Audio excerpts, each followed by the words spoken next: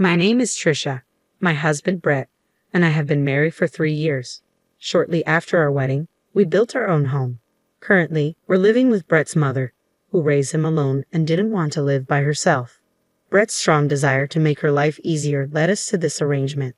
Despite my initial concerns about living with my strong-willed mother-in-law, the reality turned out to be as challenging as I had feared. The only relief I found was during my time at work.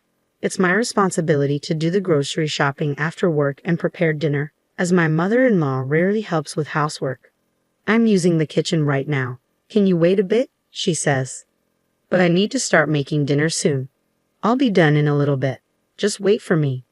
Okay, I understand. Why do we have only one kitchen when we live together? I asked. When we suggested a two-family house, you refused, remember? Brett replied. Did I? I was probably trying to be considerate then. A two-family house would have been more expensive, right? That's true, but in hindsight, having two kitchens would have been better. I thought so too, but I was being patient. You should be thankful to me for that. Really?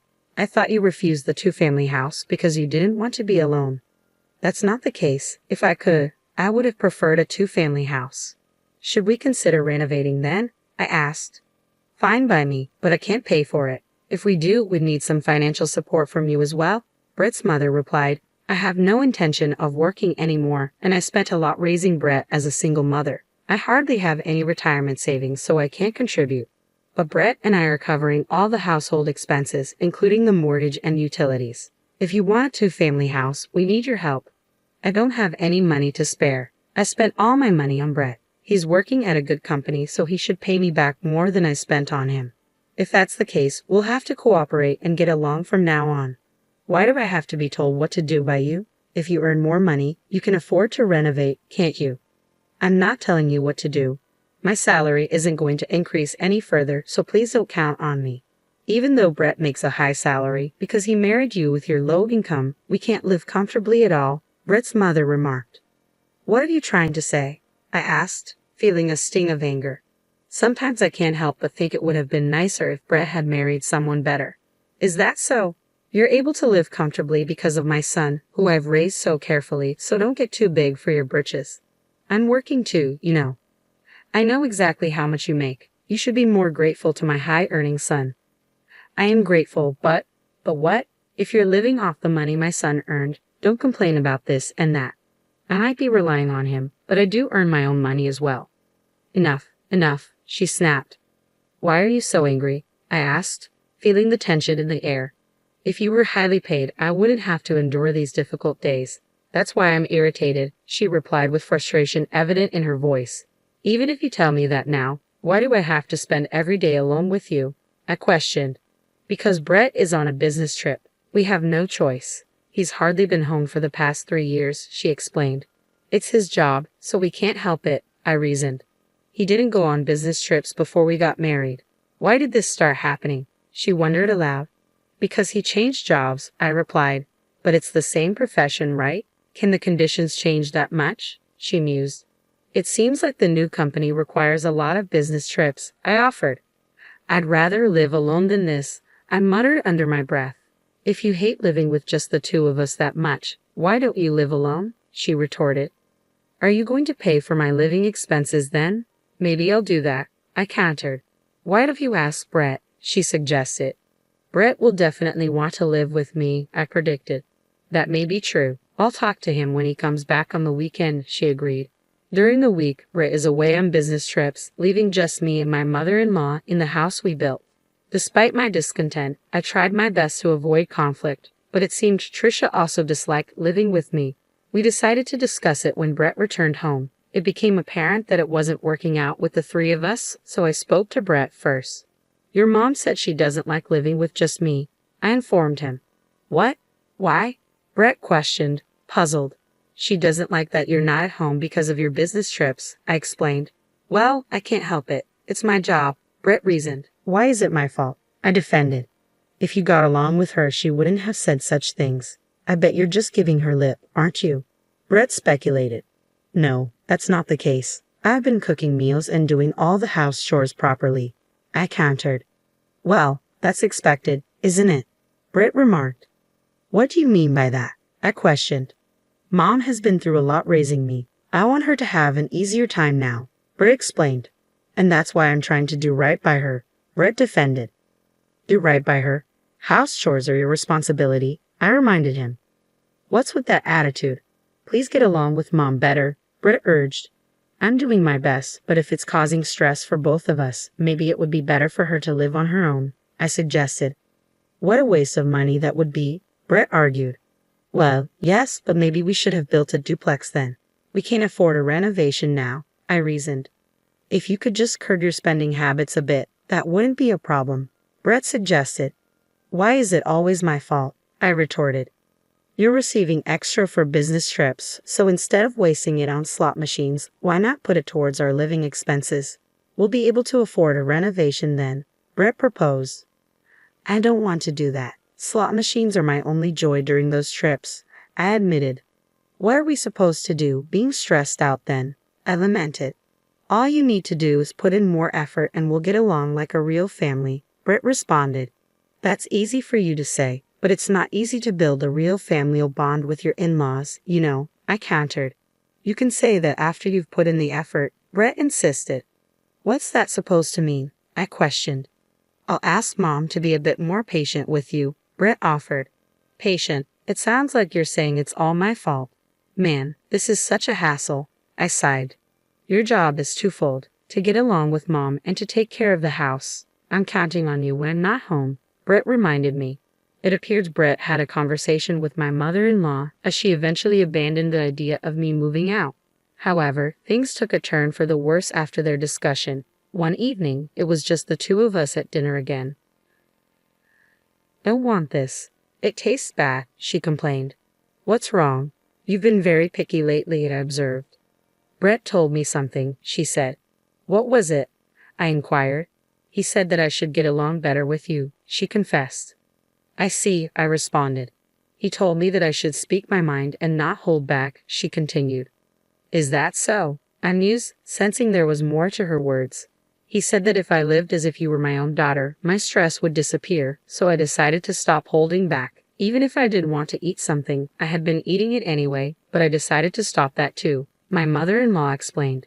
So that's what it was, I muttered, trying to comprehend her sudden change in behavior. From that day forward, my mother-in-law became increasingly selfish, adding to my stress.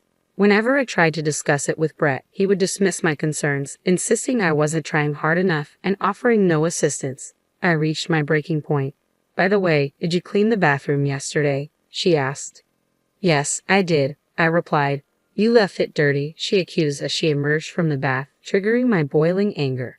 I'm sick and tired of being nagged about these little things every single day, I exclaimed in frustration. Ha! Brett told me to treat you like my real daughter, so that's what I'm doing, my mother-in-law defended. Real daughter? I don't remember becoming your daughter. What's with that attitude? I think you're mistaking me for a servant, not a daughter, I retorted. Well, now that you mention it, you do seem like a servant, she remarked. I'm not your servant, I insisted. Then why don't you leave? She challenged. That's what I should be saying. What? Do you really plan on kicking me out even though you don't contribute to living expenses? I fired back. Of course, Brett is the head of the household, she asserted. But I'm Brett's wife, I reminded her. What are you talking about? I am Brett's mother. Do you think a wife has a higher status? My mother-in-law challenged. It's not about status or anything like that, I clarified. Then what is it? Do you think Brett will choose you over me? She prodded. I think Brett will choose you, mother-in-law, because he cherishes you so much, I reassured her. That's more like it. Are you really sure it's okay if I leave? She questioned. Why worry? It'll definitely be okay without you. I feel relieved, actually. I admit it. Is that so? Even if it might make things financially difficult, it's okay? She pressed. Huh? Why worry? It's none of your business, I responded defensively. I understand. Brett earns $70,000 annually. We're comfortable, so stop undermining us, she insisted. I'm not undermining. I'm just worried, I confessed. There's no reason for you to worry. Stop belittling us. Get a divorce quickly, understood, my mother-in-law commanded. There seems to be no need to discuss this with Brett.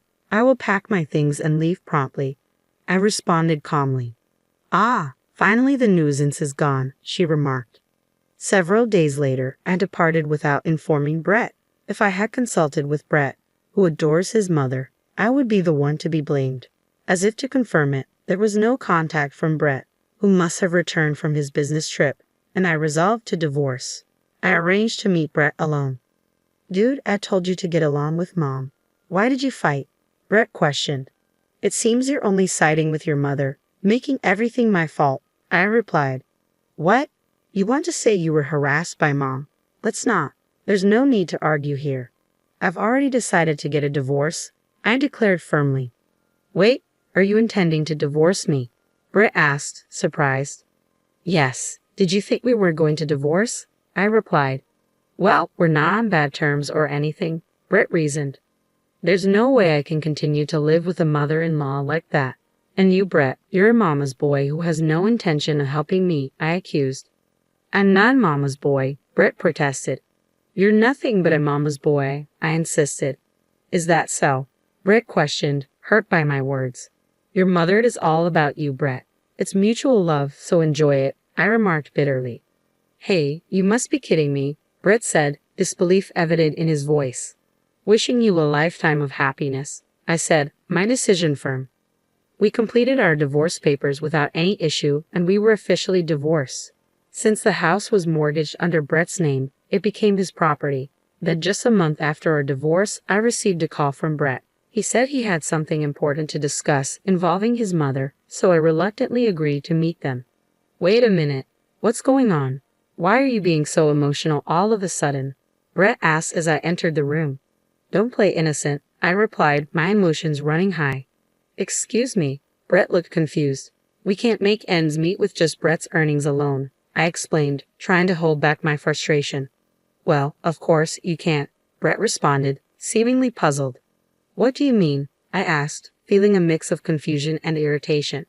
We completed our divorce papers without any issue, and the house, under Brett's name, became his. Just a month after our divorce, I received a call from Brett. He said he wanted to discuss something important with me involving his mother, so I reluctantly agreed to meet them.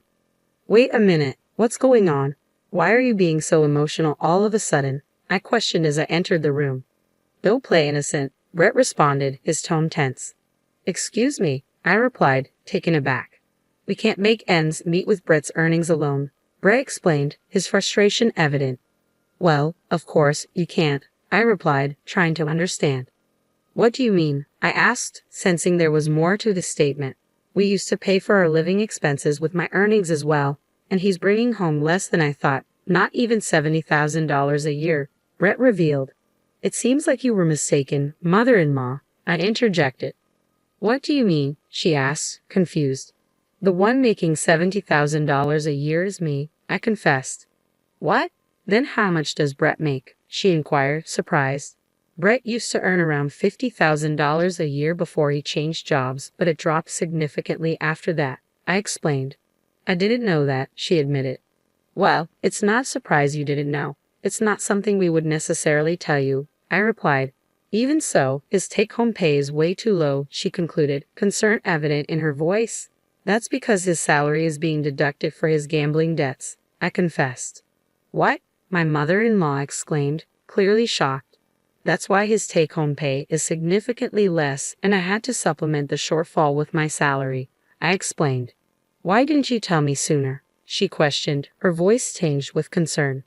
No, I did tell you. I warned you that it would be financially tough, but then you told me it was none of my business, I reminded her. Well, I didn't say anything because I thought it would be bothersome to you, she admitted. He seems to be gambling every day on his business trips too, I added. Brett has a gambling addiction, you know, I revealed, the weight of the situation sinking in. We managed to pay this month's gas, water, electricity, and everything else, but I don't think we can pay them next month, Brett confessed. That sounds tough, I sympathized. It's hard, so come back, Brett pleaded. What are you talking about? I asked, taken aback.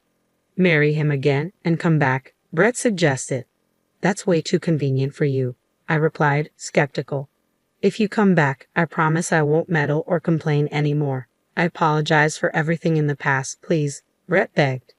That's impossible, I asserted, knowing deep down it wasn't the solution to our problems. At that point, Brett, who had been silent all along, spoke up. I didn't know anything about the money situation either. I thought we were making do with just my salary, Brett admitted.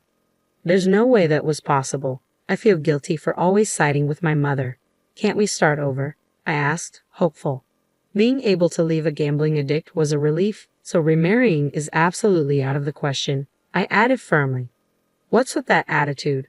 Brett questioned, hurt by my words. Moreover, I can't handle a mama's boy, I confessed, my frustration evident. Don't say such things, Brett pleaded, his voice tinged with disappointment. You two are in love, so why not work together and give it your all? You should be able to make it, my mother-in-law intervened, trying to reconcile us. I beg you, Brett added, his tone pleading. Are we done with this topic? If so, I'd like to leave soon. It's my day off and I have things to do, I stated, trying to end the conversation.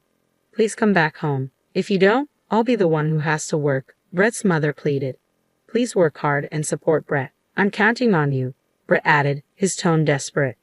Ignoring their pleas for reconciliation, I left. I had kept their contacts in case something happened, but I took this opportunity to block them and delete their contacts.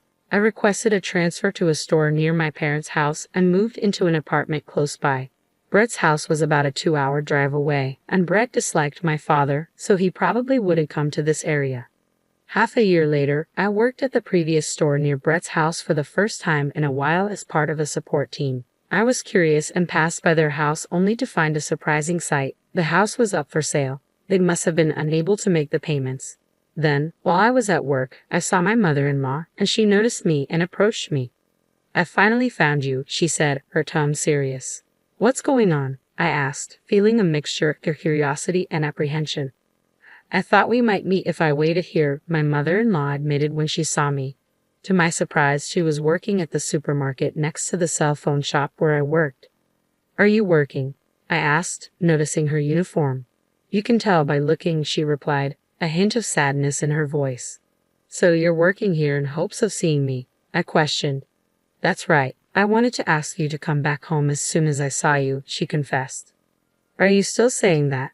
I have no intention of returning, I stated firmly. Don't say that, she pleaded, her eyes pleading for understanding. We had to sell our house and can't live there anymore, she revealed, her voice heavy with regret. I see, I responded, feeling a pang of sympathy despite my resolve. We're somehow managing to live in a small apartment, just the two of us, my mother-in-law shared. Well, that's good. You're living happily with your beloved son, I replied, trying to sound positive. Don't mock me, and Brett has a part-time job. He often doesn't come home on his days off. We barely have any time to talk, she lamented. Is that so? Brett must be having a hard time, I sympathized. I didn't want to work anymore, but look at me now, she sighed. You're having a tough time too, but please continue to support Brett, I encouraged. I can't do it. Please, won't you consider reconciling? She pleaded. Stop being so persistent. I've told you it's impossible, I replied, my tone firm. Don't say that, please, she begged, her voice trembling. I have to get back to work. I don't have time to engage in pointless conversations, I stated, trying to end the discussion. It's not pointless for me, she whispered, her eyes filled with sadness. It's a pointless conversation. I wish you and Brett a long and happy life together, I declared, attempting to end the discussion. Wait a minute, my mother-in-law pleaded, desperation evident in her voice. Apparently, the two of them who sold the house are now living in a small apartment. As far as I know, they still have 2 years left to repay their gambling debt, so they'll probably live hand to mouth until then. I hope they can work together and overcome this. As for me, I'm doing my job every day with energy and enjoyment. Things have been going well for me since the divorce. Good things come in bunches, and I'm grateful to be dating a wonderful man right now. I want to be happy next time.